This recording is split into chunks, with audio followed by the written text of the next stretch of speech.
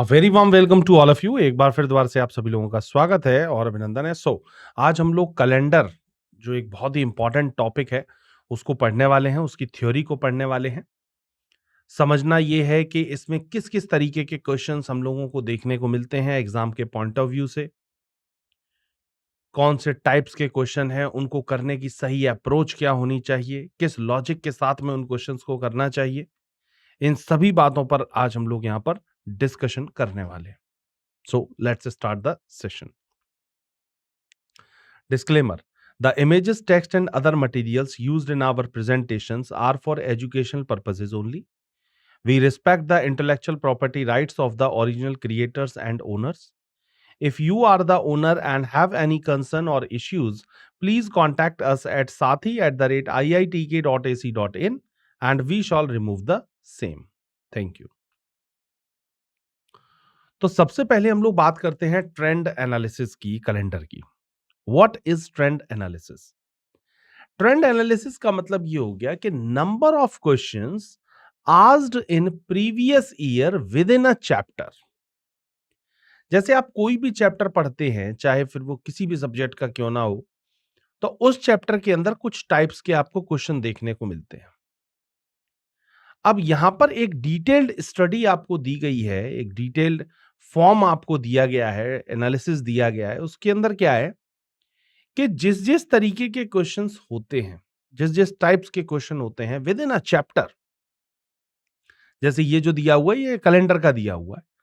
तो previous year के अंदर लास्ट 4-5 ईयर्स के अंदर हमने ये एनालिसिस किया कि किस पर्टिकुलर टाइप से सबसे ज्यादा क्वेश्चंस पूछे जा रहे हैं, या पर्टिकुलर किस ईयर के अंदर किस पर्टिकुलर टाइप से ज्यादा क्वेश्चंस को पूछा गया है। ये सारी डिटेल्ड एनालिसिस आप लोगों को यहां पर दी गई है। सबसे पहले यहां पर दिया गया एसएससी एमटीएस 2023 के अंदर टायर फर्स्ट एग्जाम जो हुआ, उसके अंदर सबसे ज्यादा मैक्सिमम टाइम सबसे ज्यादा क्वेश्चन पूछे गए थे finding the day on a particular date when reference day या डेट इज गिवन। और इससे कम क्वेश्चंस किसके आए थे? Finding the day on a particular date when reference day is not given. और मिनिमम क्वेश्चंस किसके पूछे गए थे? Finding a week day on the basis of another week day. इस तरीके से टोटल 13 क्वेश्चंस इस पूरे एमटीएस के अंदर देखने को इससे रिलेटेड मिले थे। The next one is SSC CHSL 2023। इसके अंदर भी यही सेम रहा है, finding the day on a particular day when reference day is not given. उसके बाद finding the day on a particular date when reference date is given. After that finding a week day on the basis of another week day. से total 31 questions पूछे गए। इसके बाद SSC CGL 2023, 2022, 2021, इन सभी के अंदर अगर मैं देखूं, चाहे सीपीओ हो, चाहे सीएचएसएल हो, चाहे सीजीएल हो, ज्यादातर हमेशा finding the day on a particular date वाले टाइप से क्वेश्चन ज्यादा पूछे गए with comparison to another two types. तो ये इस तरीके से 2020 से लेकर के 2023 तक का आपको डेटा दिया हुआ है। तो यहां से एक आपको ये पता चलता है कि पर्टिकुलर, वैसे तो आपको तीनों ही टाइप्स अच्छे से पढ़ने हैं, लेकिन फिर भी अगर ज्यादा ध्यान देने वाली बात है तो वो ये है कि किस पर्टिकुलर टाइप से सबसे ज्यादा क्वेश्चंस पूछे जा रहे हैं पिछले 2-3 सालों के अंदर। तो उसको और ज्यादा अच्छे से समझने की जरूरत है। Now moving to the chapter number 17, calendar. A calendar is a systematic arrangement of days, weeks, and month in defined pattern with which we can easily recognize the required date, month or week of a particular day.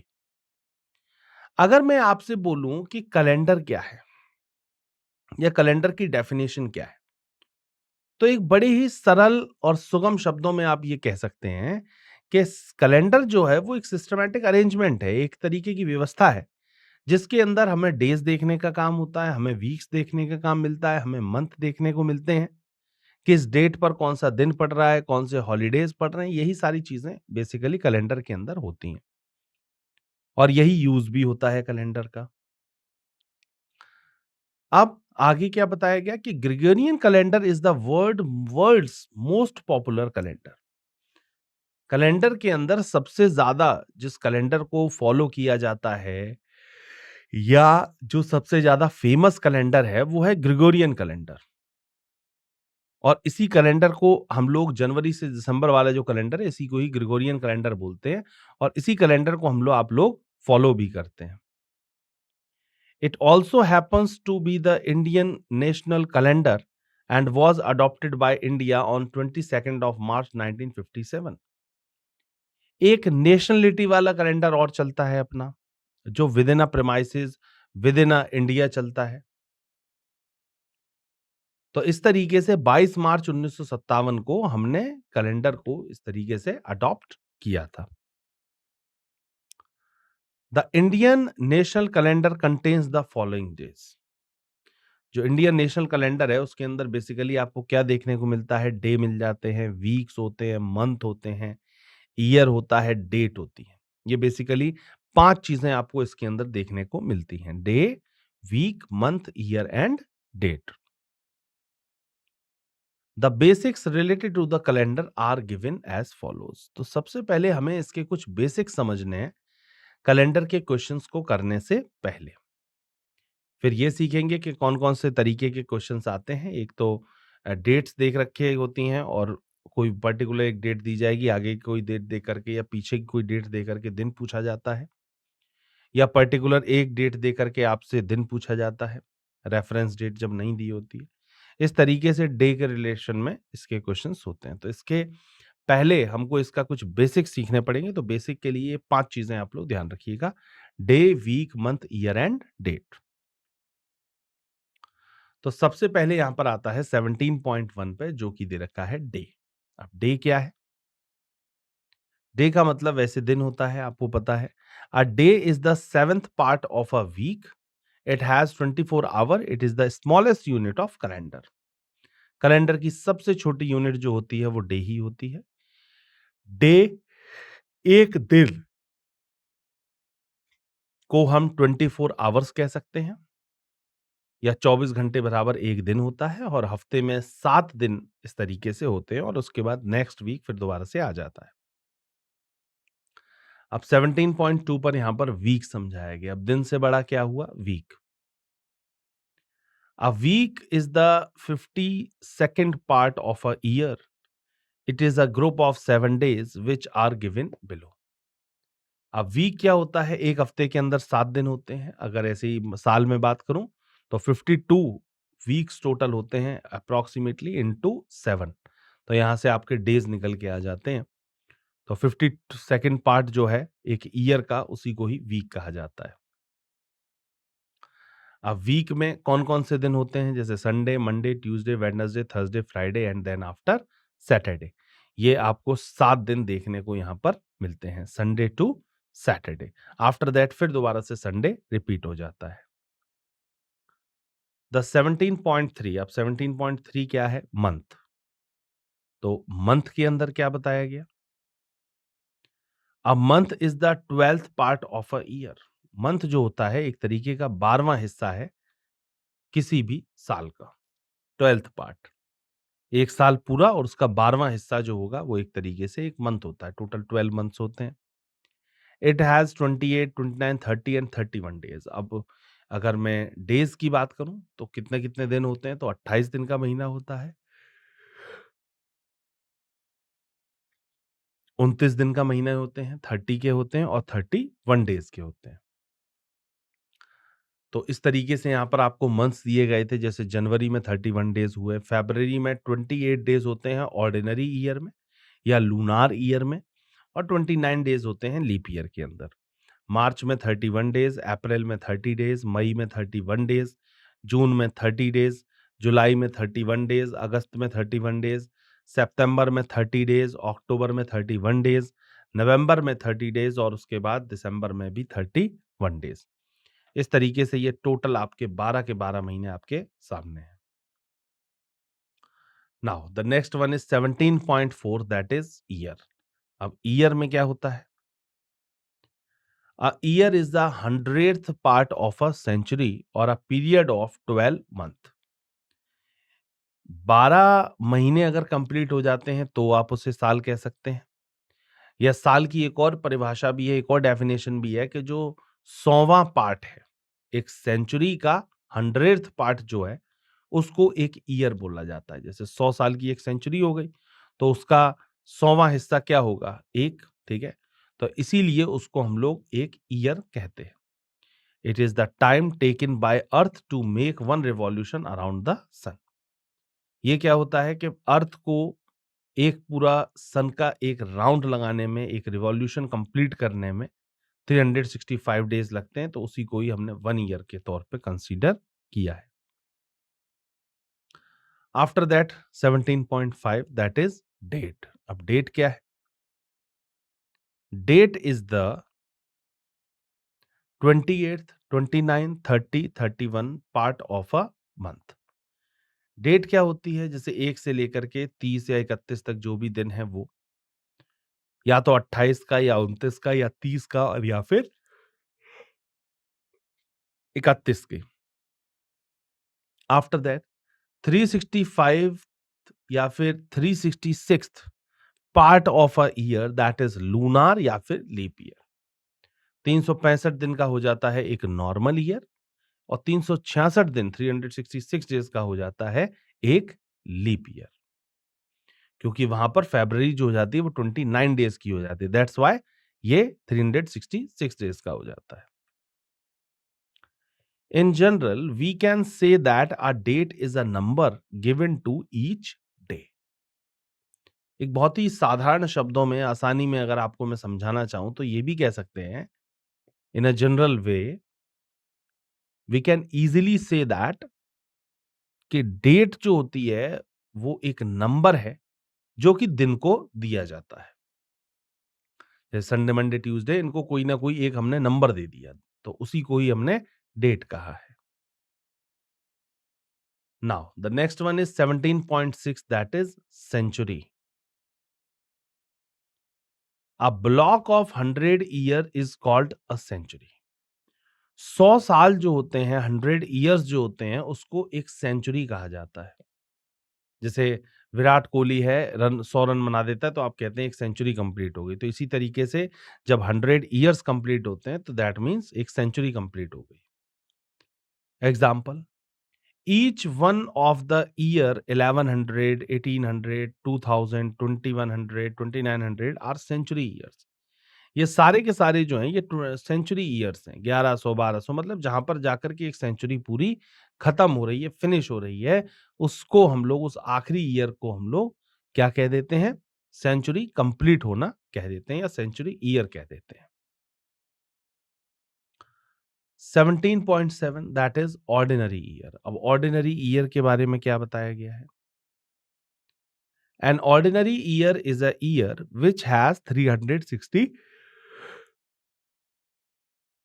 365 days. An ordinary year is a year which has 365 days. Ordinary year में 365 दिन होते हैं। 52 weeks, 52 weeks पूरे होते हैं plus 1 odd day हो जाता है। Such year are not divisible by 4। और इसकी पहचानने की तरीका क्या होता है कि कौन से ऑर्डिनरी ईयर हैं और कौन से लीप ईयर हैं? तो ऑर्डिनरी ईयर जो होगा वो कभी भी 4 से कंप्लीटली डिविजिबल नहीं होगा।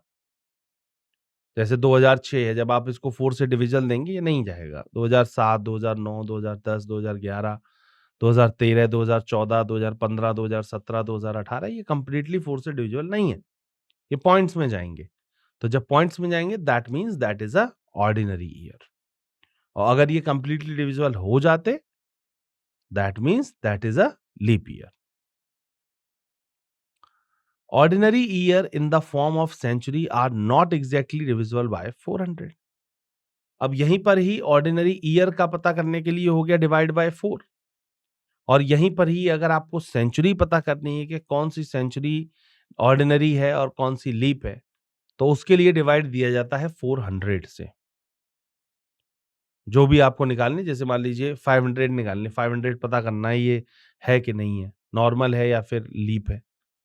तो इसीलिए 500 को आपने 400 से डिवाइड दिया, ये पॉइंट्स में जाएगा, that means that is a ordinary year. तो 200, 500, 600, 700, 900 ये सारी की सारी जो है वो आपकी ऑर्डिनरी लीप ऑर्डिनरी सेंचुरीज बन रही हैं। और लीप कौन सी हैं? जो कि कंप्लीटली 400 से डिविजिबल हो जाए, जैसे 400, 800, 1200 ये सब। In an ordinary year the first and the last day of a year are the same.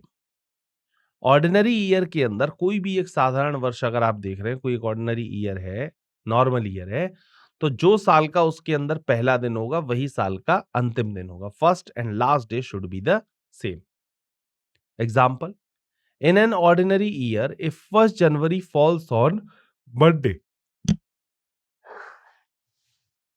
बोला गया कि अगर मान लीजिए किसी एक ऑर्डिनरी ईयर के अंदर 1 जनवरी को मान लीजिए अगर मंडे पड़ा है, कोई भी ईयर है, नॉर्मल ईयर है कोई, उसमें 1 जनवरी को मंडे पड़ा, तो 31 December will also be a Monday. तो 31 दिसंबर को भी क्या पड़ेगा?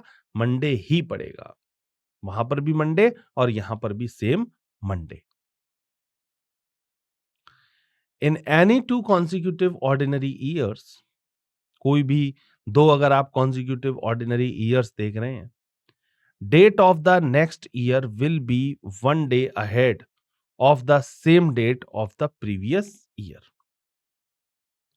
कोई भी आपने दो कॉन्सिक्यूटिव ऑर्डिनरी ईयर्स आपने देखे, तो कॉन्सिक्यूटिव ऑर्डिनरी ईयर्स जब आप देखते हैं, then date of the next year, तो नेक्स्ट ईयर की जो डेट है, date of the next year will be 1 day ahead, मतलब एक दिन क्या हो जाता है? आगे बढ़ जाता है।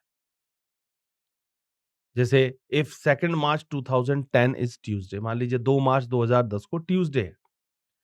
अब यहीं पर ही आप 2 मार्च 2011 को देखेंगे तो वहां पर एक दिन बढ़ जाएगा, मतलब ट्यूसडे की जगह पर वेडनेसडे हो जाएगा। हर साल सेम डेट जो होती है वो एक दिन आगे बढ़ जाती है, हर साल में ऐसा होता है। और लीप ईयर के अंदर 2 दिन आगे जंप कर जाते हैं। ऑर्डिनरी में एक दिन बढ़ता है, लीप के अंदर 2 दिन जंप करते हैं। तो इस तरीके से ये कुछ बहुत ज्यादा जरूरी चीजें हैं जो आपको समझनी चाहिए। तो ऑर्डिनरी ईयर के अंदर पहले साल का दिन और अंतिम साल का दिन सेम होगा। किसी डेट की बात करी जाएगी तो सेम डेट, सेम मंथ अगर हम लोग नेक्स्ट ईयर के अंदर देखेंगे तो हमेशा एक दिन बढ़ा हुआ मिलेगा। और पीछे जाएंगे, मान लीजिए 2010 से पीछे एक साल जा रहे हैं 2009 में, तो वहां पे एक दिन कम हो जाएगा। पीछे जाते हैं तो कम, आगे जाते हैं तो बढ़ जाता है एक दिन। और लीप के अंदर 2 दिन जंप कर जाते हैं। A leap year is a year, अब यहां पर लीप ईयर के बारे में बताया गया है कि a leap year is a year which has 366 days. अब लीप ईयर वो है जिसके अंदर 366 डेज हैं। 52 वीक्स तो पूरे हैं कंप्लीट, प्लस 2 डेज। वहां पर क्या था? ऑर्डिनरी में एक ऑड डे बचता था, यहां पर 2 ऑड डेज बच रहे हैं। And such years are exactly divisible by 4। और ऐसे ईयर्स जो होते हैं एग्जैक्टली डिविजिबल होते हैं किससे? 4 से। Example 2004, 2008, 2012, 2016, 2020, they all are the leap years. ये सारे के सारे जो है वो लीप ईयर्स की कैटेगरी में आते हैं, क्योंकि ये सब कंप्लीटली 4 से डिविजिबल है। Leap year in the form of century are exactly divisible by 400। अब अगर लीप ईयर को हम लोग सेंचुरी के फॉर्म में देखें तो उसके लिए हमें देखना होता है कि 400 से कितने डिविजिबल हैं। जो भी 400 से कंप्लीटली डिविजिबल है, that means that is a leap year century. For an example 400, 800, 1200, 600, 2000, 2400 etcetera, they all are the leap year centuries. ये सारी की सारी जो हैं वो लीप ईयर सेंचुरी है। और बाकी इसके बीच में जितनी बच गई, जैसे 100, 200, 300, 500, 600, 700, ये सब आपकी जो है वो नॉर्मल ईयर सेंचुरीज होती हैं। After that, last day of a year is 1 day ahead of the first day. अब पहले और ऑर्डिनरी के अंदर जो पहला पहला दिन था मंडे से शुरुआत हो रही है, तो आखिरी दिन भी मंडे ही है। लेकिन यहां पर लीप ईयर के अंदर हमेशा क्या होता है? एक दिन बढ़ जाता है। अगर शुरुआत हुई है मंडे से तो आखिरी दिन होगा Tuesday. For an example, in an leap year if 1 January 2004 falls on Monday, 2004 एक लीप ईयर है और लीप ईयर का पहला दिन अगर मंडे है, then 31 December 2004 will be on Tuesday. तो 31 दिसंबर 2004 को क्या होगा? ट्यूसडे होगा। मतलब उसी साल के अंदर अगर आप देखेंगे तो जो साल का पहला दिन अंतिम वाले में अंदर, आखिरी वाले के अंदर, लास्ट वाले के अंदर एक दिन हमेशा ऐड हुआ आपको मिलता है। If a leap year comes immediately after an ordinary year, अगर लीप ईयर जो है वो तुरंत ऑर्डिनरी ईयर के जस्ट बाद में आ रहा है, जैसे 2008 लीप ईयर है और तुरंत उसके बाद में 2009 आ जाता है, then the day on a certain date of a leap year will be 1 day ahead of the same date of the ordinary year up to February। तो क्या होता है इसके अंदर, अगर लीप ईयर आ रहा है कम्स इमीडिएटली आफ्टर और ऑर्डिनरी ईयर के तुरंत बाद में आ गया, then the day on a certain date of a leap year will be 1 day ahead up to February। मतलब फरवरी तक, जनवरी और फरवरी के अंदर आप ऐसा देखेंगे कि हमेशा एक दिन बढ़ा हुआ होगा। जैसे एग्जांपल मैं लूं अगर 2008 का और 2009 का, तो 9 में अगर मैं देख रहा हूँगा तो 9 2009 की जनवरी और फरवरी के अंदर सिर्फ 1 दिन का गैप मिलेगा, 1 दिन बढ़ा हुई मिलेगी। लेकिन जैसे ही यहाँ पर फरवरी क्रॉस करूँगा वहाँ पर तब 2 दिन का एडिशन हो जाए, जैसे 1 मार्च 2008 एंड 1 मार्च 2009। तो यहाँ पर क्या हो जाता है, जो भी एक सर्टेन एक पर्टिकुलर अगर मान लीजिए ईयर दिया हुआ है, जिसके बाद में आफ्टर एन ऑर्डिनरी ईयर अगर आ रहा है, लीप ईयर था और उसके तुरंत बाद में ऑर्डिनरी ईयर आ रहा था, तो वहां पर क्या हो जाता है कि हमेशा एक दिन बढ़ेगा जनवरी फरवरी में, लेकिन बाकियों के अंदर 2 ऐड हो जाएंगे। 2 days ahead of the same date of an ordinary year from March to December, और मार्च टू दिसंबर के अंदर हमेशा 2 दिन बढ़े हुए आपको मिलने वाले हैं। If an ordinary year comes immediately after a leap year, अगर एक ऑर्डिनरी ईयर आ रहा है immediately after a leap year, एक लीप ईयर के तुरंत बाद में, then the day on a certain date of an ordinary year will be 2 days ahead of the same date of the leap year up to February। तो फरवरी तक आपको ऐसा देखने को मिलेगा कि टिल फरवरी 2 दिन जो है वो अहेड हो रहे हैं जनवरी और फरवरी के अंदर। 1 day ahead of the same date of the leap year from March to December, और मार्च टू दिसंबर के अंदर आप देखेंगे कि वहां पर हमेशा एक दिन आपको बढ़ा हुआ मिलता है या एड ऑन हुआ मिलता है। ये सारी बातें आपको समझाई गई हैं नॉर्मल ईयर के अंदर और लीप ईयर के अंदर, क्योंकि आगे चल के जो क्वेश्चंस आने वाले हैं वो इसी के बेसिस पर आने वाले हैं। तो ये सारे बेसिक्स हैं जो आपको पता होने चाहिए। After that 17.9 that is odd days. अब यहां पर समझते हैं कि ऑड डेज क्या होते हैं। सबसे ज्यादा मोस्ट इंपॉर्टेंट होता है ऑड डेज। किसी भी क्वेश्चन को करने के लिए आपको ऑड डेज का जो फॉर्मूलेज हैं या जो इसके कॉन्सेप्ट्स हैं वो आपको पता होने चाहिए, किस तरीके से फाइंड आउट करे जाते हैं। तो बेसिकली ऑड डेज को हम लोग एक्स्ट्रा डेज भी कहते हैं। 7 से डिवाइड देने, किसी भी नंबर को 7 से डिवाइड देने के बाद में जो भी रिमाइंडर के तौर पे बच रहा है, नीचे शेषफल के तौर पे जो भी बच रहा है, उसी को ही ऑड डे कहा जाता है। जैसे 10 है, 10 को अगर मैं 7 से डिवाइड करता हूं, तो 10 को अगर मैं 7 से डिवाइड दूंगा तो क्या होगा? एक एग्जांपल देखते हैं। 10 है, 10 को मैंने 7 से डिवाइड दिया तो 7 1 जा 7, तो रिमाइंडर क्या बचा मेरे पास? 3। ये कितनी बार जाता है इससे मुझे कोई मतलब नहीं है। यहाँ रिमाइंडर क्या बच रहा है, तो जो रिमाइंडर है, reminder equals to odd day, ये दोनों चीजें सेम ही होती है। रिमाइंडर कह लीजिए, ऑड डेज कह लीजिए, दोनों चीजें बिल्कुल बराबर है। आप समझिए। Extra days apart from complete week in a given period are called odd days. बिल्कुल सही बात है, यही मैंने आपको बताया कि एक वीक के अंदर, कोई भी वीक है, कोई भी दिन है, उन दिनों के अंदर 7 से डिवाइड देने के बाद में जो भी दिन बच रहे हैं वही आपके ऑड डेज हैं। Example, a period of 7 days equals to 7 + 0, 0 extra days, that means 0 odd day. अब अगर 7 को मैं 7 से डिवाइड देता हूं तो 1 टाइम जाता है और 0 रिमाइंडर बचता है, तो कोई ऑड डे बचे ही नहीं।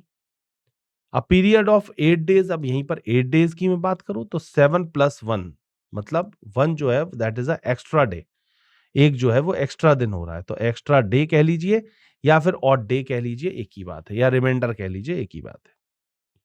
तो किसी भी नंबर को 7 से डिवाइड देने के बाद में जो भी रिमाइंडर के तौर पे बच रहा है वो सारी चीजें ऑड डेज हैं।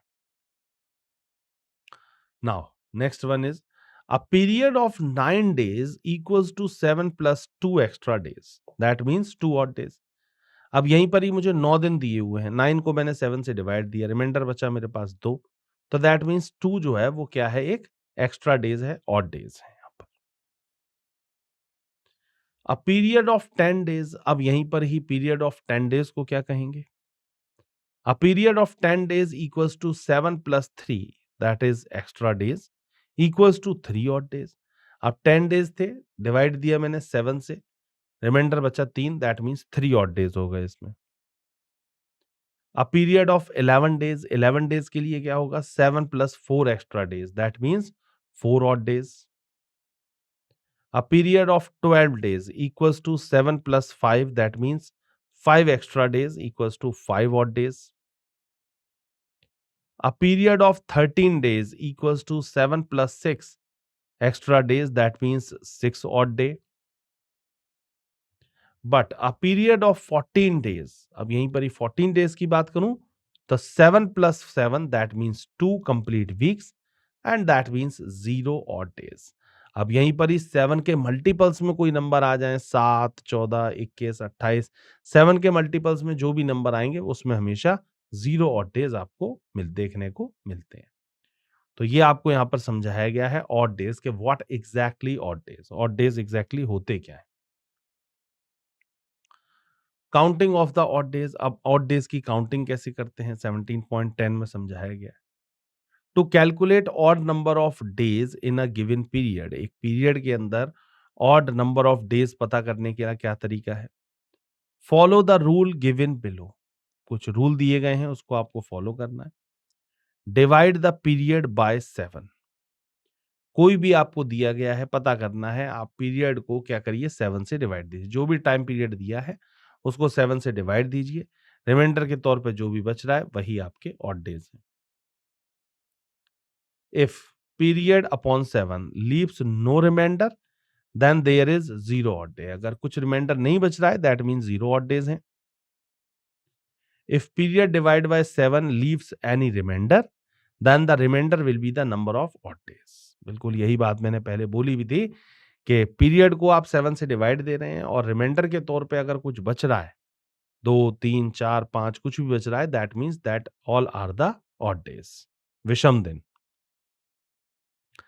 Late us understand the above rule with the following 2 cases, अब हम लोग 2 केसेस लेते हैं, उससे ज्यादा अच्छे से ये बात समझ में आने वाली है। Case first, finding number of odd days for 28 days period. अब 28 दिन का एक कोई सा पीरियड दिया हुआ है, 28 डेज है। अब इसमें हमें ऑड डेज निकालने हैं, तो 28 को 7 से मैंने डिवाइड दिया तो 7 4 जा 28 आया, रिमाइंडर क्या बचा यहाँ पर 0, so no reminder found, so no odd day, तो यहाँ पर अगर कोई रिमाइंडर नहीं बच रहा है इसका मतलब कोई भी ऑड डे यहाँ पर नहीं है।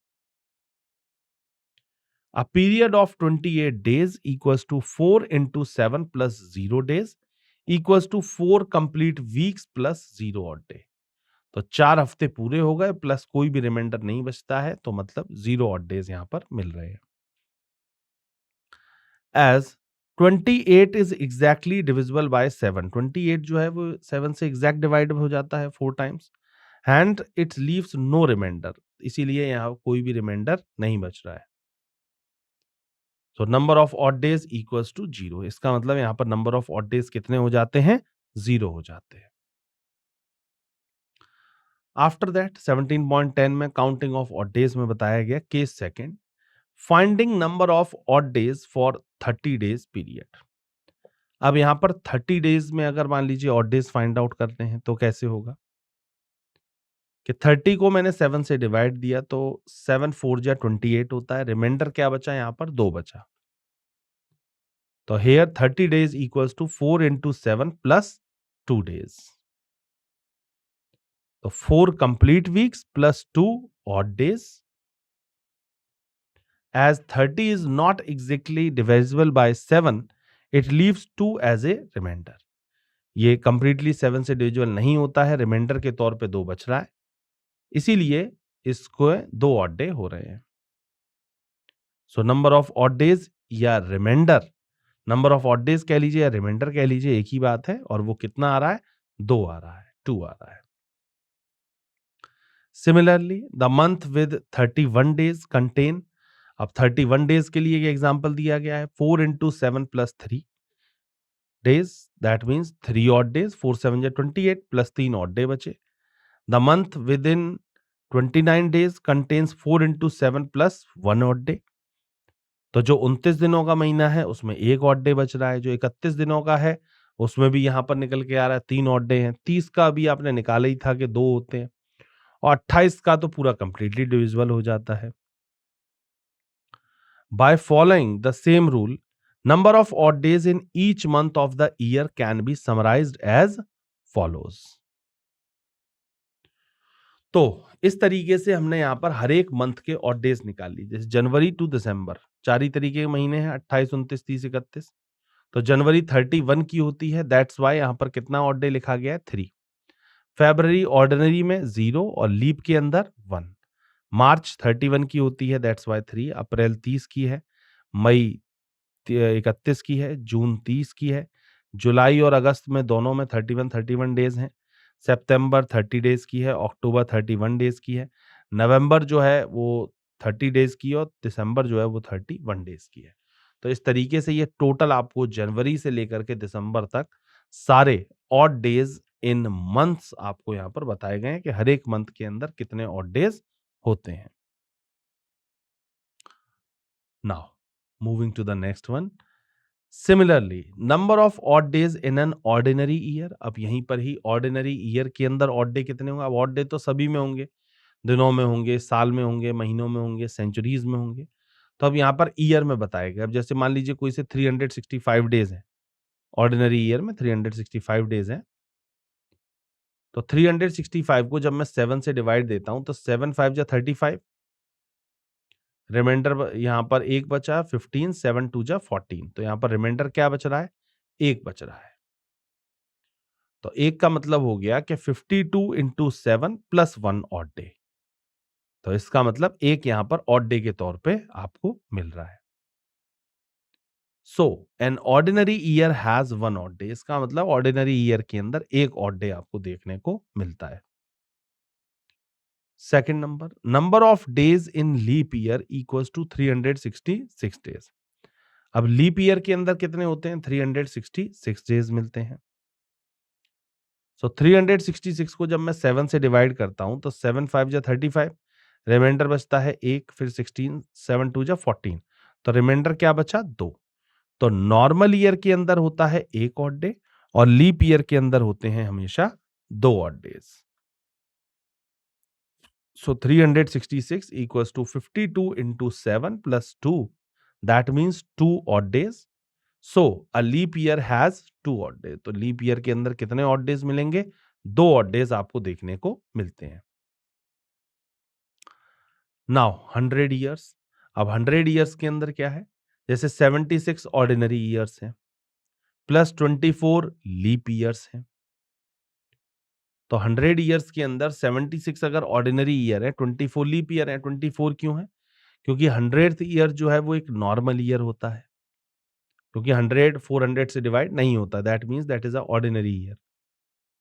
तो 24 लीप ईयर हैं, तो number of odd days in 100 years निकालने के लिए क्या करेंगे कि 76 odd days of 76 ordinary years plus 24 into 2, क्योंकि लीप ईयर के अंदर 2 ऑड डे होते हैं, तो 24 into 2 कर लिया. तो 70 तो odd days of 24 leap year equals to 76 odd days plus 48 odd days. तो 76 ऑड डे तो हो गए नॉर्मल वाले, क्योंकि सब में एक दिन होता है ऑड, और लीप ईयर के अंदर 2 होते हैं. तो 76 plus 48, that means 124 odd days. तो टोटल कितने हो जाते हैं 124। आफ्टर दैट 124 को मुझे 7 से डिवाइड देना है, तो 7 1 जा 7, 5 रिमाइंडर बचा, और 7 7 जा 49, 5 एज ए रिमाइंडर के तौर पे मेरे पास बच रहा है। तो जब 5 बच रहा है दैट मीन्स कि 100 ईयर्स के अंदर टोटल जो ऑड डेज होते हैं वो कितने निकल के आते हैं, 5 ऑड डेज देखने को मिलते हैं। 100 ईयर्स में 5 odd days. So 124 equals to 17 into 7 plus 5, that means 5 odd days. तो किसी भी एक नॉर्मल सेंचुरी के अंदर हमेशा 5 ऑड डेज मिलेंगे, और लीप ईयर सेंचुरी के अंदर 6 ऑड डेज मिलेंगे, क्योंकि वहां पर जैसे 76 24 चल रहा है, लेकिन कहीं पर 75 और 25 भी तो आएगा। क्यों? जैसे 301 से लेकर के 400, तो 400 जो है वो लीप ईयर है, दैट्स वाई वहां पर 25 लीप ईयर पड़ेंगे, तब नॉर्मल कितने होंगे 75, तब वहां पर 6 ऑड डेज हो जाते हैं। From above calculation we can conclude that odd days in ordinary year equals to 1 odd day. Ordinary year के अंदर एक ऑड डे है, 52 weeks plus 1 odd day. Odd days in leap year के अंदर कितने ऑड डे हैं, 52 weeks हैं plus 2 odd days हैं, तो ये हो गए 2 ऑड डेज। ऑड डेज इन 100 ईयर, 100 सालों के अंदर कितने ऑड डे होते हैं, जो कि होते हैं 5 ऑड डेज। ऑड डेज इन 200 ईयर, 200 सालों में कितने होंगे, तो odd days in 100 year into 2, that means 5 into 2, that is 10 days. और 10 डेज का मतलब क्या होता है, 10 डेज का मतलब होता है 1 week plus 3 odd days, that means 3 odd days. इसका मतलब 200 सालों में 3 odd day. Odd days in 300 years, अब 300 ईयर्स निकालने के लिए क्या करेंगे, ऑड डेज इन 100 ईयर, 100 सालों में जितने हैं, इनटू 3, तो 100 साल में कितने थे 5, 5 3 जा 15, और 15 डेज का मतलब क्या होता है 2 वीक्स होते हैं पूरे, 7 2 जा 14 plus 1 odd day, that means 300 सालों में कितने ऑड डे होंगे, एक ऑड डे होगा। After that odd days in 400 years, अब यहां पर बात करी गई 400 ईयर्स की, तो वो कैसे आया, ऑड डेज इन 100 ईयर इंटू 4, तो ऑड डेज इन 100 years into 4 plus 1 day. Plus 1 day क्यों किया गया है अलग से, क्योंकि जो आपका 75th अब तक तो जो चल रहा था वो सिंपल वो चल रहा था 24 76 24, लेकिन अब जो होगा वो एक ऑड डे एक्स्ट्रा निकल के आएगा, क्योंकि 400th ईयर जो है that is a leap year. तो 5 into 4 plus 1, that mean 21 days, और 21 डेज का मतलब होता है 3 weeks completely, so equals to 0 odd days. तो इसका मतलब 400 सालों में हमारे पास कोई भी ऑड डे बच के तैयार नहीं होता है, या 100 सालों बाद 400 सालों के बाद में हमारे पास कोई भी ऑड डे रिमाइंडर के तौर पे नहीं बचता है। As 400 year is a leap year, therefore one more day has been taken. यहाँ पर प्लस 1 जो लिया गया था उसके पीछे रीजन भी आ गया है कि 400th ईयर जो होता है वो एक लीप ईयर होता है, जिस वजह से यहाँ पर एक एक्स्ट्रा डे को यहाँ पर काउंट किया गया है।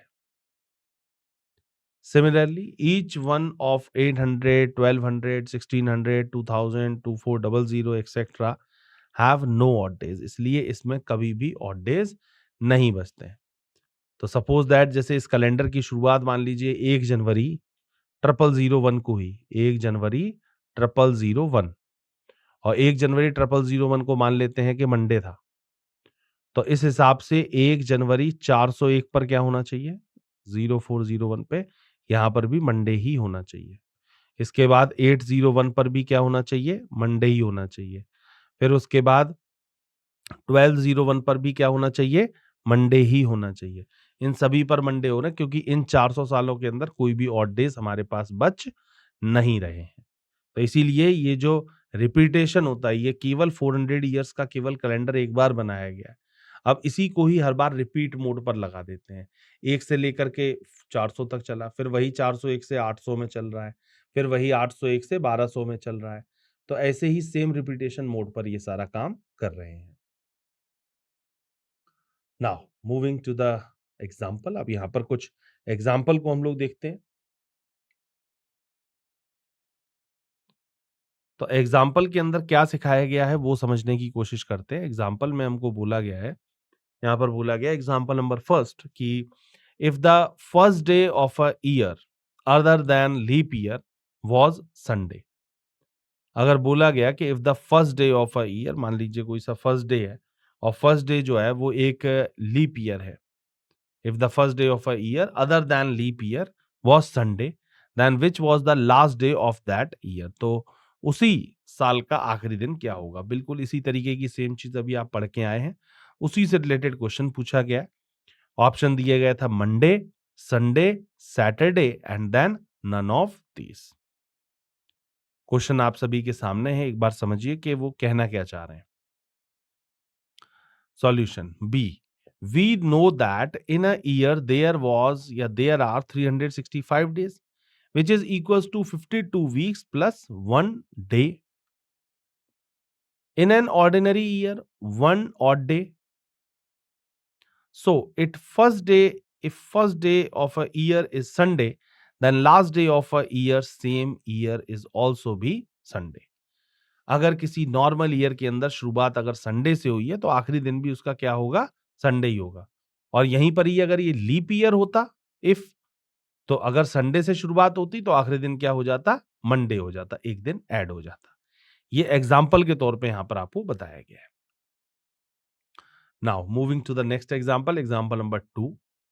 विच year have the same which year have the same calendar as that of 2012। अब इसमें क्या बताया गया, इसके अंदर ये बोला गया है कि which year will have the same calendar. यहां पर क्या है कि विच, कौन सा ऐसा साल है जिसके अंदर which year have the same calendar as that of 2012, मतलब 2012 जैसा ही सेम कैलेंडर आपको देखने को मिलता है। ऐसा कौन सा ईयर है ये आपसे इसके अंदर पूछा गया।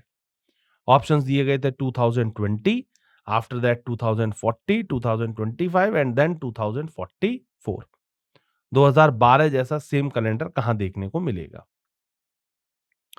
Solution B, since 2012 is a leap year, 2012 जो है वो एक लीप ईयर है। सो 2012 प्लस 28 दैट इज 2040, 2040 हो जाता है। As we note that a leap year repeats itself after 28 year, हम लोगों को पता है कि लीप ईयर जो होता है वो 28 साल के बाद में रिपीट करता है। दैट्स वाई 2012 में जब मैं 28 जोड़ता हूं तो 2040 आता है, 2040। So year 2040 will have the same calendar as that of 2012।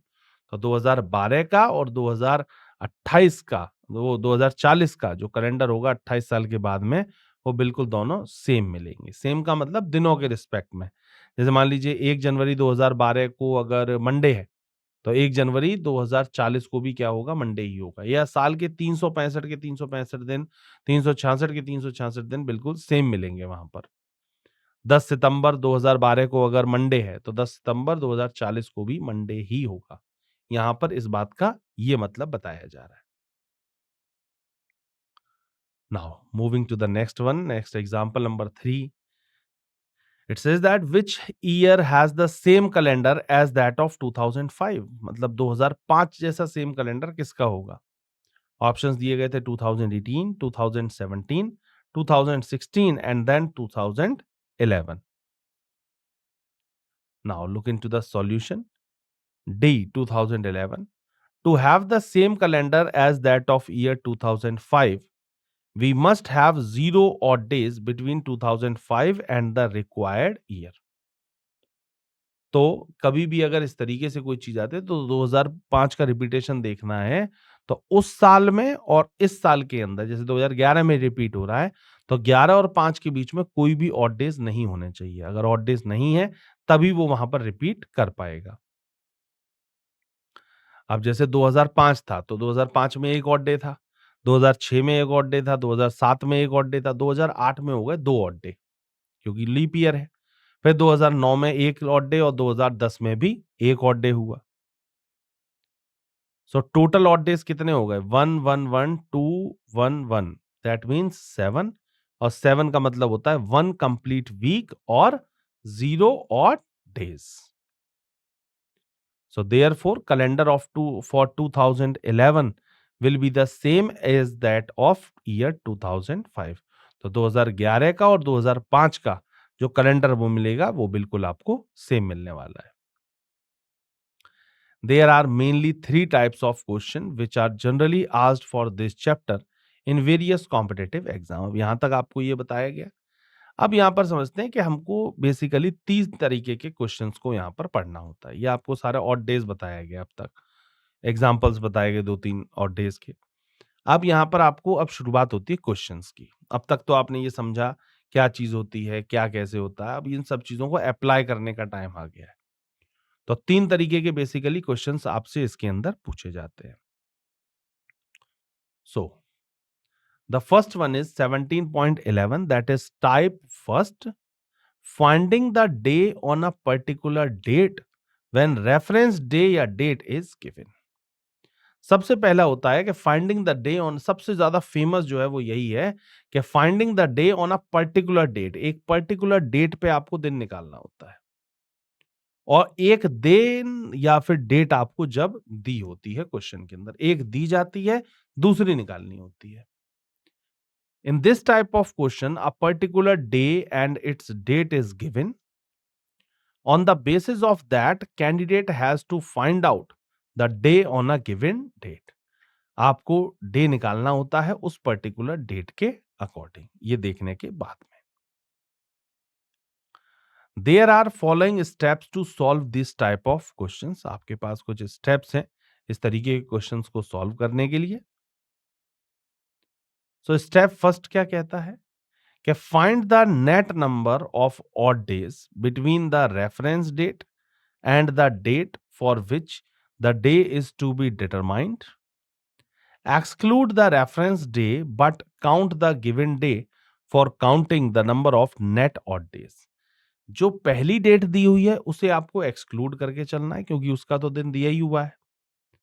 उसके आगे नेक्स्ट डे से दिन काउंट करते हुए जाने हैं और डेज देखते हुए जाने हैं और जो डेट पूछी जा रही है उसको इंक्लूड किया जाएगा. इस बात का ध्यान रखना है.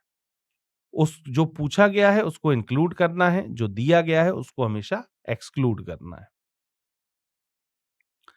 स्टेप सेकंड क्या है? The day of the week on a particular date is equal to the number of net odd days ahead of the reference day. If the reference day was before this date, but if the reference day was ahead of this date, then the day of the week on a particular date is equal to number of odd days before the reference day. अब step second में बताया गया कि the day of the week on a particular day, किसी भी particular week के अंदर कोई एक वीक है और वीक की कोई पर्टिकुलर एक डेट है, is equals to the number of net odd days. वो नेट ऑड डेज के बराबर होती है ahead of the reference day. जो भी रेफरेंस डे पूछी गई है उसको देखते हुए. तो इस तरीके से इसके स्टेप फर्स्ट और स्टेप सेकंड को ध्यान में रखते हुए क्वेश्चंस को करना है. Now the next one is example number 4, that is if January 1st is a Sunday, then what is the first day of the month of a May in leap year? तो 1 जनवरी को Sunday आपको दिया हुआ है और मई का पहला दिन पूछा जा रहा है. इसका मतलब 1 मई पूछी गई है और ये ईयर जो है, ईयर इसमें नहीं दे रखा है लेकिन ये बोला गया कि ये एक लीप ईयर है. ऑप्शंस दिए गए थे Tuesday, Wednesday, Thursday and then Friday. अब करना ये है कि आपको सबसे पहले ये देखना है कि इन दोनों टाइम पीरियड के बीच में कितने ऑड डेज निकले हैं. जो भी ऑड डेट्स निकलेंगे, जैसे सपोज दैट 5 आ गया तो 5 उठा करके संडे में ऐड करे जाएंगे तो वहां से हमें दिन पता चल जाएगा. और ध्यान रखिएगा कि ये एक लीप ईयर के बारे में बोला गया है. ये एक लीप ईयर है, ये मेंशन किया गया क्वेश्चन के अंदर. सॉल्यूशन, सबसे पहले ए क्या दे रखा है? ए आंसर इसके लिए ठीक है. Total number of odd days from January 1st to May 1st. हम लोग 1 जनवरी से लेकर के 1 मई तक टोटल पहले ऑड डेज काउंट करते हैं. तो 1 जनवरी से 1 मई तक कितना हो जाएगा? 1 जनवरी तो दे ही रखी है तो इसको तो एक्सक्लूड करना है, ध्यान रखिएगा. लेकिन उधर 1 मई को लेना है, ये बताया गया था. जो दे रखी है उसे एक्सक्लूड करना है, जो निकालनी है उसे ऐड करना है। तो 30 डेज अभी जनवरी में रिमाइंडर रह गए हैं, क्योंकि 1 जनवरी तो दे ही रखी है, अभी 30 डेज और हैं जनवरी कंप्लीट होने में। फरवरी 29 डेज की होगी, क्योंकि लीप ईयर बोला गया है। फिर मार्च में 31 डेज, अप्रैल में 30 डेज और मई में फर्स्ट में दे रखी है, तो फर्स्ट में यहां पर लिखी जाएगी। ये टोटल हो जाते हैं 121 डेज। अब 121 को जब मैं 7 से डिवाइड करता हूं, फरवरी इन लीप ईयर 29 डेज लिए गए हैं यहां पर। अब 121 को डिवाइड दिया जाएगा 7 से, तो 17 वीक्स एंड 2 ऑड डे, तो 115 टाइम्स तो पूरा चला जाएगा और प्लस 2 ऑड डेज इसमें काउंट और अलग से आएंगे। So the second day from Sunday equals to Tuesday, तो जो भी ऑड डेज के तौर पे निकला है, जैसे 2 आया था तो संडे में 2 दिन ऐड करे जाएंगे, तो संडे में जब 2 दिन ऐड होंगे that is Tuesday. So A option Tuesday is the correct answer. तो ए ऑप्शन ट्यूसडे इसके लिए बिल्कुल सही जवाब है। Now moving to the next example, example number 5। If 22 March 2002 was Sunday, then what day of the week on 10th of June 2002? 22 मार्च दी हुई है 2002 की और 10 जून 2002 पूछी जा रही है। नॉर्मल ईयर है तो ईयर की कोई परेशानी वाली बात नहीं है। सीधे आपको ऑड डेज काउंट करने हैं। कैसे? पहले मार्च, फिर अप्रैल, फिर मई, फिर और देन आफ्टर जून। ऑप्शंस दिए गए थे Wednesday, Sunday, Friday and then Thursday. Now look into the solution of this question. Option A is the correct answer. Here, remaining days in March 2002 equals to 31 minus 22 equals to 9 days. तो सबसे पहले मार्च के यहां पर remaining days लिए गए हैं। 22 मार्च हो चुकी है, अभी 9 डेज और रिमेनिंग रह गए हैं मार्च कंप्लीट होने में। ठीक है। After that total days in June, June में काउंट कर लिए गए। तो जून में कैसे? जून में 10 जून निकालनी थी और 30 की होती है जून, तो 30 माइनस 20 दैट इज 10 डेज। तो यहां पर 10 आ गया वहां पर।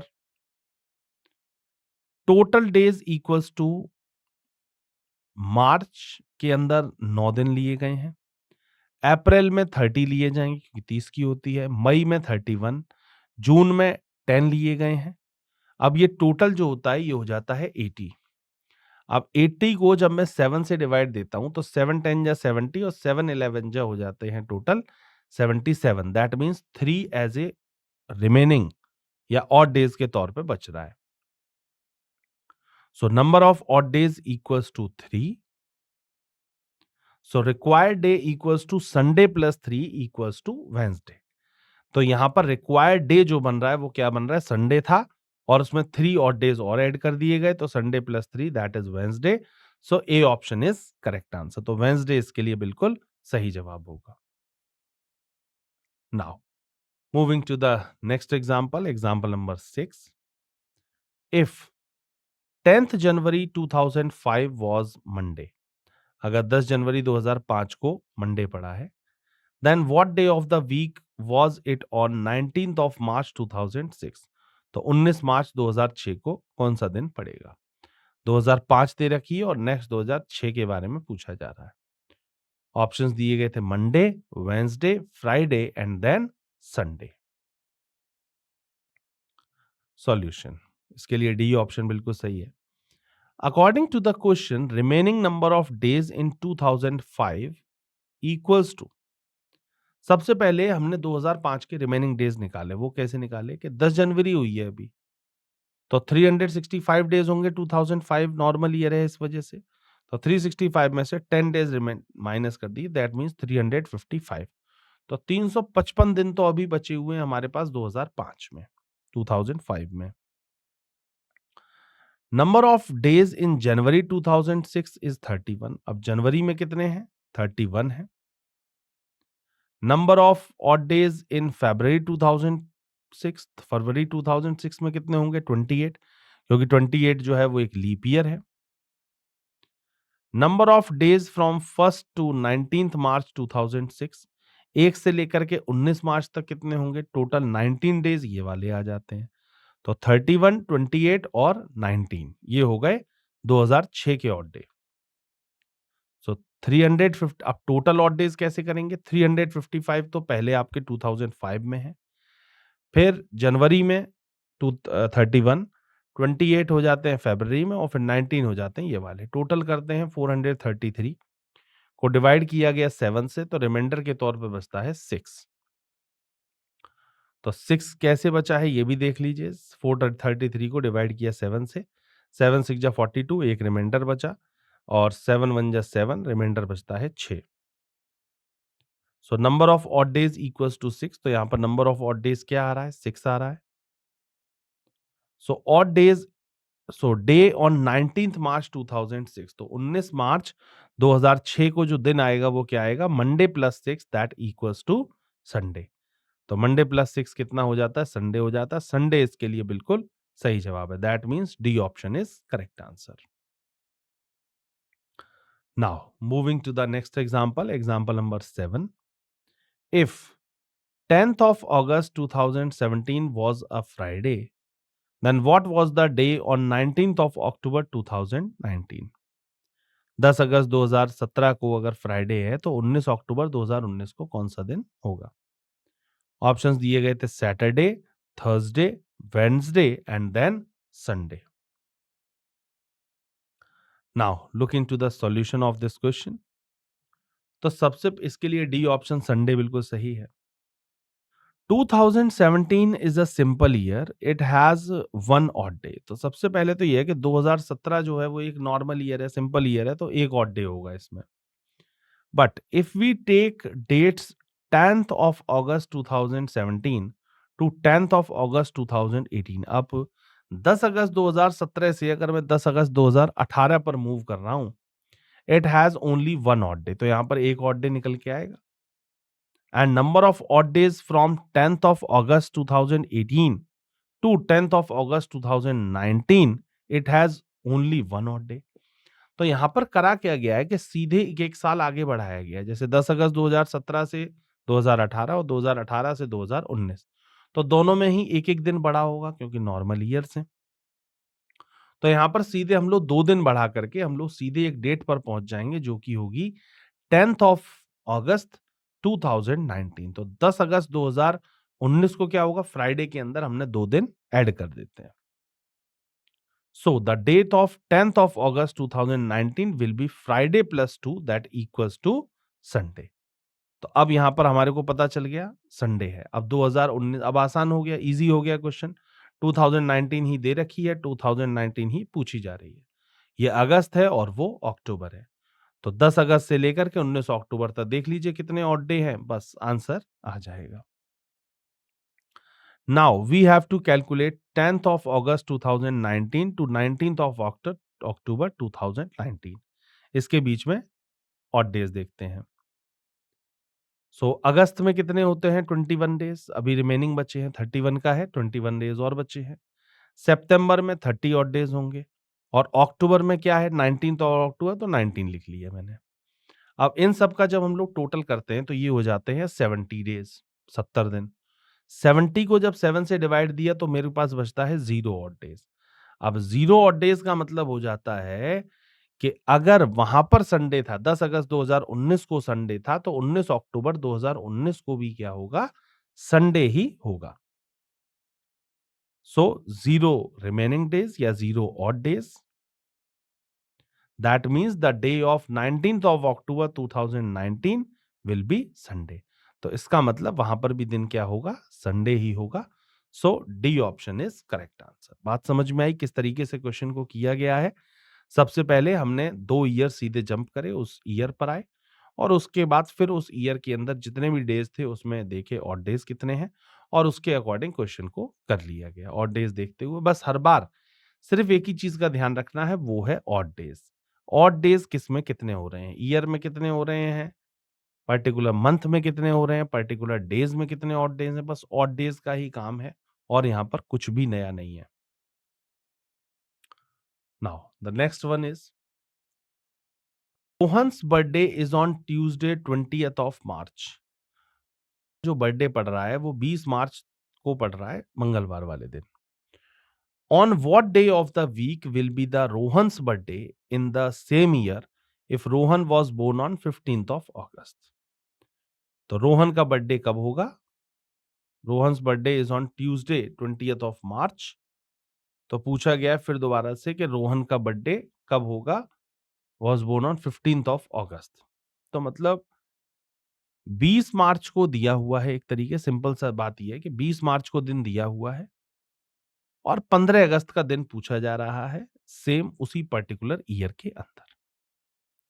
20 मार्च दी है, 15 अगस्त पूछा गया है. ऑप्शंस थे Wednesday, Saturday, Friday and then Thursday. Now look into the solution of this question. Option A, Wednesday is the right answer. Total days from 20th of March to 15th of August in the same year. तो 20 मार्च से 15 अगस्त के बीच में सबसे पहले हम लोग odd days को count करते हैं या टोटल डेज काउंट करते हैं. तो मार्च में सबसे पहले 31 से लेकर 31 माइनस 20 ये लिया जाएगा क्योंकि 20 तो हो ही चुकी है, तो 11 डेज तो हो गए मार्च में. अप्रैल में 30, मई में 31, जून में 30, जुलाई में 31 और अगस्त में ली जाएगी 15 तारीख तक क्योंकि 15th ऑफ अगस्त ही हमको फाइंड आउट करनी है. तो मार्च के हमने सबसे पहले निकाल लिए डेज, फिर उसके बाद अप्रैल 31 हो गया, 30 हो गया, फिर मई 31, जून, जुलाई सबको इनको हमने काउंट किया तो ये हो जाते हैं टोटल 148 डेज. आफ्टर दैट 148 को जब मैं डिवाइड करता हूं 7 से तो मेरे पास बचता है एक ऑड डे. और जब यहां पर एक ऑड डे बचता है that means required day that Rohan's birthday equals to Tuesday plus 1 that is Wednesday. तो ट्यूसडे के अंदर एक जुड़ेगा तो यहां पर क्या आ जाएगा? वेंसडे आ जाएगा जो कि ए ऑप्शन के ऊपर दिया हुआ है. So A option is the correct answer. Now moving to the next type of questions that is type 2 and that comes on the 17.12. Finding the day on a particular date when reference day is not given. अब तक क्या था कि एक reference day आपको दिया जाता था कि इस दिन पर ये पड़ा है तो बताओ इस दिन पर क्या होगा.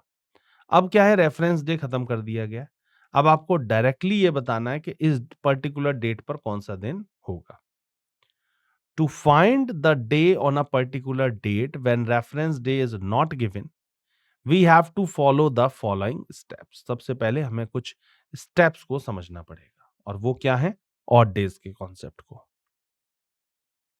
Step first, find the net number of odd days up to the date for which the day is to be determined. सबसे पहले जो भी डेट हमको निकालनी है उस डेट तक कितने ऑड डेज पड़ रहे हैं उसे हमें कंक्लूड करना है, उसे टोटल करना है.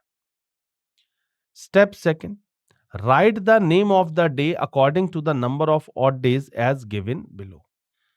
अब जो डेज हैं उनको किस तरीके से काउंट किया जाएगा या किस तरीके से ऑड डेज के तौर पे देखा जाएगा वो यहां पर समझाया जा रहा है. If odd day equals to 0 then required day is Sunday. अगर कोई भी हमारे पास 0 ऑड डे बचते हैं तो इसका मतलब वो हो जाता है संडे वाला दिन.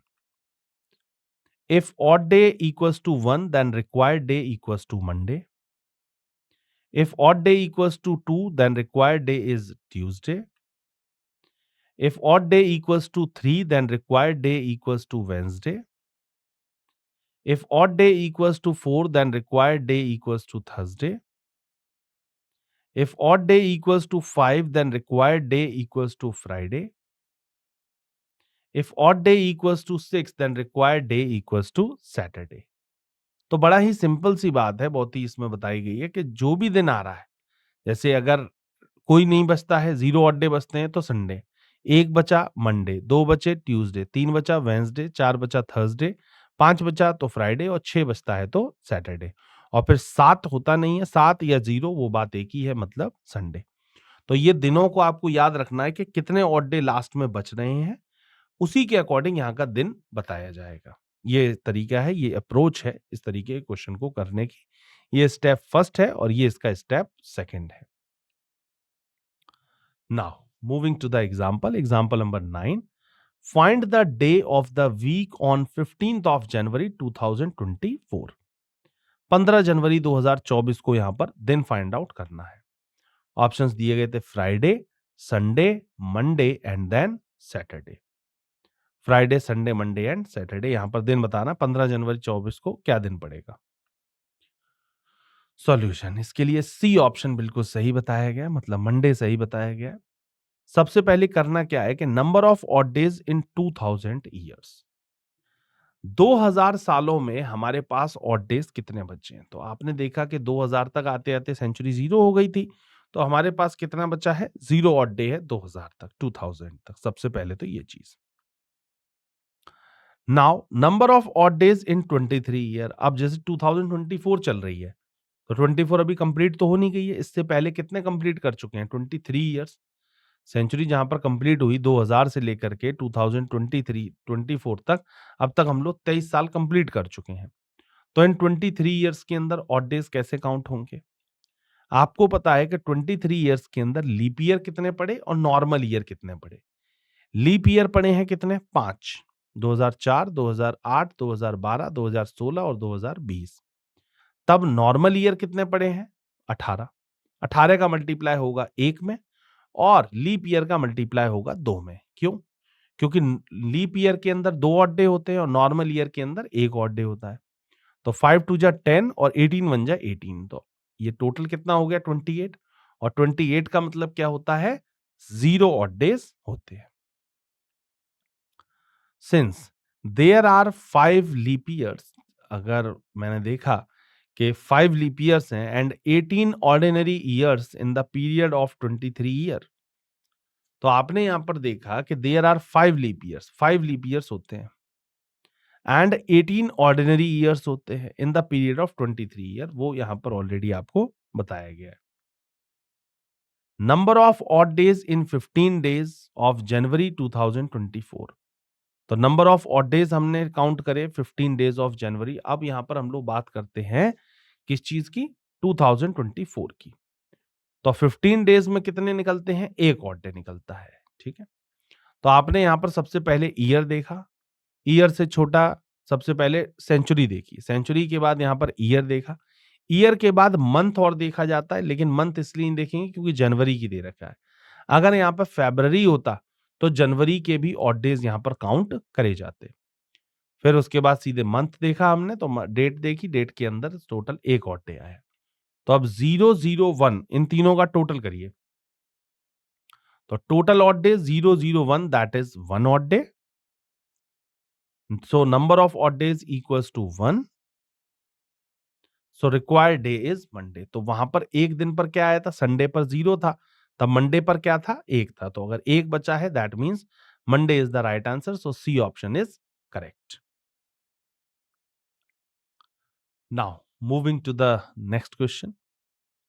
The next example number 10, on which dates of January 2005 was Wednesday.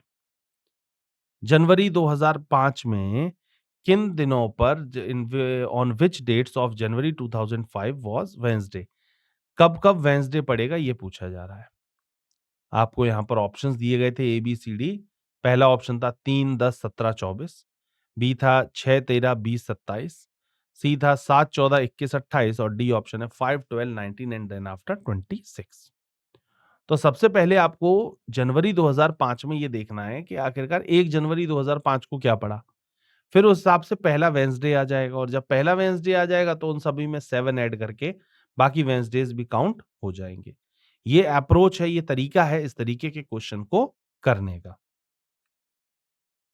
Now look into the solution of this question. Option D is the correct answer.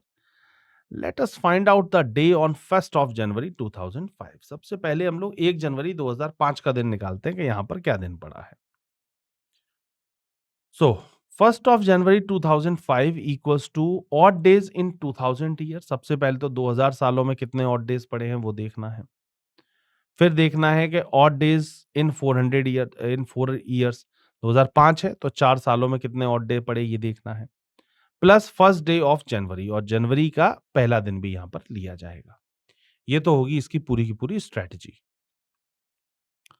तो सबसे पहले number of odd days in 2000 year कितने आ रहे हैं, 0 odd days आ रहे हैं। सबसे पहली चीज तो ये। After that number of odd days in 4 years, अब 4 सालों में कितने आ रहे हैं? 1 इंटू 2, क्योंकि एक लीप ईयर पड़ा है और 3 नॉर्मल पड़े, तो 3 1 जा 3, तो 3 और ये 2 1 जा 2, ये कितना हो गया? 5 हो गया। टोटल 5 ऑड डेज यहां पर आ जाते हैं। After that in 4 years equals to 1 leap year है और 3 क्या है? ऑर्डिनरी ईयर है, इसी वजह से इसको काउंट किया गया है। इसके बाद 1 day of January, that means 1 odd day हो जाता है, ठीक है। तो 5 वो हो गए, 0 5 और 1। So now calculate odd days, that means 0 plus 5 plus 1, that is 6. Total number of odd days equals to 6 odd days. Since there are 6 odd days, so the day was Saturday on 1st of January 2005. That means 1 जनवरी को क्या पड़ेगा? Saturday पड़ेगा। 1 जनवरी 2005 को क्या पड़ेगा? Saturday पड़ेगा। छठा दिन क्या होता है? सैटरडे होता है। तो अब जब पहला दिन क्या पड़ रहा है? सैटरडे पड़ रहा है, तो 2 तारीख को क्या पड़ेगा? संडे। तब 3 तारीख को क्या पड़ेगा? मंडे। तब 4 तारीख को क्या पड़ेगा? ट्यूसडे। और तब 5 तारीख को क्या पड़ेगा? वेडनेसडे। तो पहला वेडनेसडे कब पड़ा? 5 तारीख को पड़ा, 5 को हुआ। तो जब पहला पड़ा है 5 को, तो अगले जितने भी पड़ेंगे वो सब 5 के मल्टीपल्स में होंगे।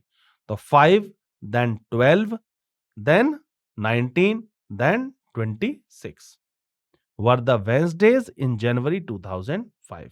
तो जनवरी 2005 में ये 4 आपको वेडनेसडेज देखने को मिल जाएंगे। So D option is correct answer. Now moving to the next question, type finding the week on the day basis of the another weekday. In such type of questions, a weekday is to be find out on the basis of some reference day of the week. यहां पर आपको week days निकालने होंगे, कोई reference day of the week दिया जाएगा उसके basis पर। इंपॉर्टेंट कॉन्सेप्ट रिगार्डिंग डेज, अब इसमें इंपॉर्टेंट डेज के रिगार्डिंग जो कॉन्सेप्ट है वो सीखते हैं। जैसे येस्टरडे है, कहीं पर अगर येस्टरडे बोला गया तो येस्टरडे का मतलब हो गया जो भी आज का दिन है उसमें से -1 किया जाएगा। टुडे -1 और 1 डे। टुमारो क्या होगा? टुमारो का मतलब आज से एक दिन बाद में, मतलब today plus 1 day. Third, day after yesterday का मतलब क्या हो गया? मतलब कल से जो एक दिन पहले था। डे आफ्टर येस्टरडे मतलब कल से बाद में दिन, तो कल के बाद में क्या आया? आज ही आया, मतलब टुडे हो गया। Day after yesterday that means today. Day before yesterday, day before yesterday का मतलब हो गया कि कल से और 2 दिन पहले, तो मतलब टुडे -2 डेज, ये हो गया day before yesterday. After that day after tomorrow, day after tomorrow का मतलब हो गया कि कल जो आ रहा है, कल के बाद में कौन सा दिन है, तो मतलब टुडे में +2 डेज करेंगे। डे बिफोर टुमारो क्या करेंगे? डे बिफोर टुमारो मतलब जो भी आने वाला कल है उससे एक दिन पहले, तो कल जो आने वाला है उससे एक दिन पहले मतलब आज ही का दिन, मतलब टुडे हो गया। सेवेंथ क्या होता है? Day after the day before yesterday. अब day after the day before yesterday का मतलब हो गया yesterday -1 day plus 1 day, that means yesterday equals to today -1 day, ये हो जाता है day after the day before yesterday. Eighth one is day before the day after tomorrow, that means tomorrow plus 1 day -1 day equals to tomorrow equals to today plus 1 day.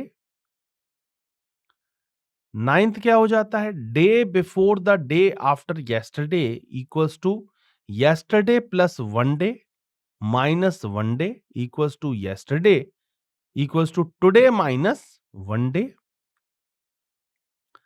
Tenth क्या है? Tenth हो जाता है day after the day before tomorrow equals to tomorrow -1 day plus 1 day equals to tomorrow, so today plus 1 day. तो ये इस तरीके से ये सारे के सारे दिन की उसमें आपको बताए गए क्वेश्चंस के अंदर इन शब्दों का यूज किया जाता है। तो हमें ये पता होना चाहिए कि कब कौन सा दिन किसके रिस्पेक्ट में देखा जाना है। Now moving to the example number 11। If today is Monday, अगर आज जो है वो मंडे है, then what day of the week will be 4 days after tomorrow. 4 days after tomorrow मतलब कल के 4 दिन बाद में कौन सा दिन पड़ेगा। आज मंडे है, कल के 4 दिन बाद कौन सा दिन पड़ेगा। Options are Thursday, Wednesday, Saturday and then Friday. Now look into the solution of this question. Today equals to Monday, तो टुडे क्या है, मंडे है। तो टुमारो क्या होगा, टुमारो का मतलब हो गया Monday +1 that equals to Tuesday. So fourth day after tomorrow, fourth day after tomorrow का मतलब कि ट्यूसडे +4 और डेज। तो ट्यूसडे में 4 दिन जोड़ेंगे तो क्या आ जाएगा, Saturday. That means Saturday is the right answer. तो सैटरडे जो है वो इसके लिए बिल्कुल करेक्ट आंसर होगा। बात समझ में आई किस तरीके से इस क्वेश्चन को किया गया है, क्या दिया गया है और फिर क्या इससे पूछा जा रहा है, ये चीज है। That means option C Saturday is the right answer. Now moving to the next question, next example number 12। If the day before yesterday was Friday, day before yesterday was Friday का मतलब हुआ डे बिफोर येस्टरडे, कल से भी एक दिन पहले Friday था। तो व्हेन विल मंडे बी, तो मंडे कब होगा। ऑप्शंस दिए गए थे today, tomorrow, day after tomorrow या फिर 2 days आफ्टर टुमारो। इस तरीके के क्वेश्चन में पहले टुडे पर पहुंचा जाता है, तो अब उसके हिसाब से आगे चलेंगे। So option B is the correct answer. If the day before yesterday was Friday, अगर डे बिफोर येस्टरडे अगर फ्राइडे था, देन येस्टरडे क्या था, येस्टरडे का मतलब हो गया Friday +1 that is Saturday and today will be Sunday. तो आज क्या हो गया, संडे। कल से एक दिन पहले, आज अगर संडे है तो कल से एक दिन पहले क्या होगा, मतलब फ्राइडे हो जाएगा। तो आज क्या हो गया, Sunday. And tomorrow will be Monday, तो मंडे कब है, मंडे होगा कल, दैट इज फ्राइडे। जैसे आज क्या है, आज है संडे, यस्टरडे क्या था, सैटरडे, और डे बिफोर यस्टरडे क्या था, डे बिफोर यस्टरडे था फ्राइडे। अब मंडे कब होगा, मंडे होगा टुमारो। अब यहां से आपको बात बिल्कुल क्लियर हो गई होगी। दस टुमारो विल बी मंडे, इसका मतलब टुमारो क्या होगा, मंडे होगा। B option is correct answer, B option इसके लिए सही जवाब है। मुलाकात होती है हमारी आपसे आगे के सेशंस में, तब तक के लिए थैंक यू सो मच।